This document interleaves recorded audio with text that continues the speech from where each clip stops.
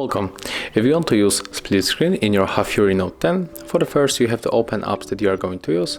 So I'm going to open YouTube and also Google Maps.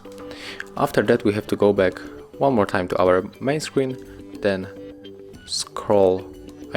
drag a little bit this bar, and where we are in the background apps we have to tap on the icon of the application and select the split screen.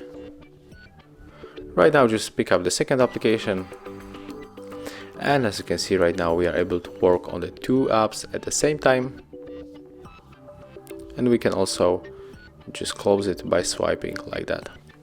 Thank you guys for watching, leave thumbs ups, comments and subscribe to our channel.